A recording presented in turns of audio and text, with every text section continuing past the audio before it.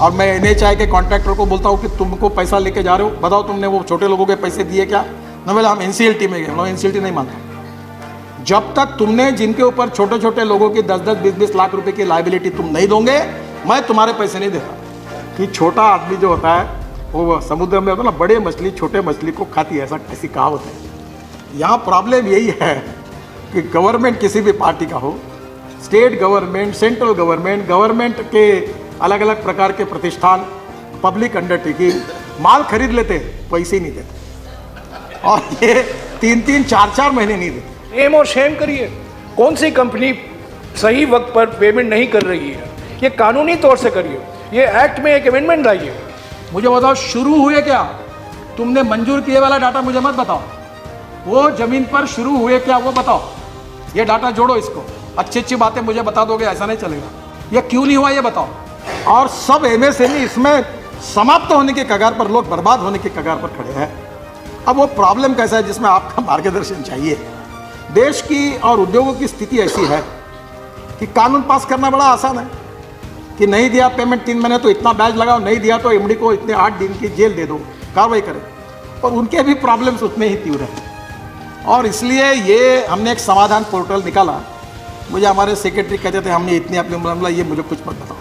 मैं गांव में घूमता हूँ, हर आदमी बताता है मेरे पैसे नहीं दिए, और तुम बोलते हो समाधान। ये कोई समाधान के ऊपर मेरा समाधान नहीं है। 20-22 हज़ार केसेस है, आपने 25-1 हज़ार करोड़ का काम किया। मेरे अंदाज से स्मॉल स्केल इंडस्ट्रीज का पैसा जो बड़े उद्योगपति, state government, central government undertaking, इनके पास जो लटका हुआ है वो अमाउंट 5.5 लाख से 6 लाख करोड़ तक है।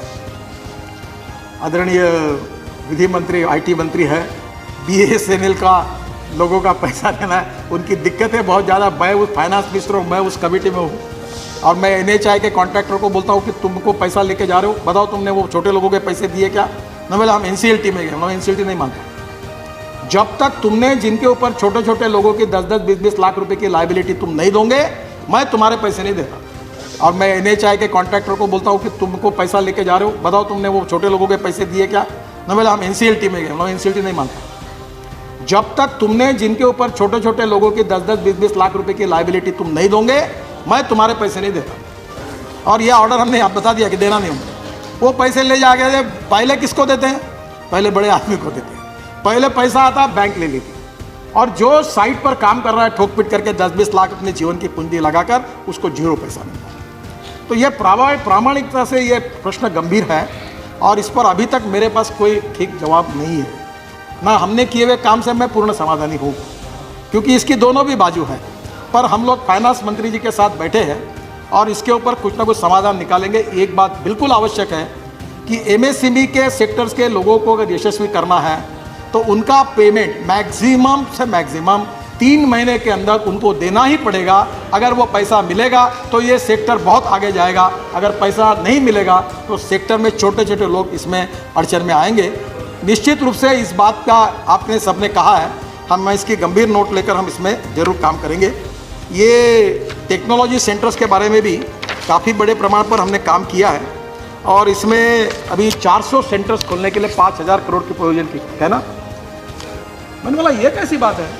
कोई आदमी अगर 20 लाख रुपए की लैंड देता है तो you should include it capital cost. उसके नियम बदले, बिल्कुल बदल दिए सब नियम। और आपको मैं बताता हूँ कि आप और बताइए, जहाँ जहाँ आवश्यक हो गए ये सब नियम हम बताएंगे।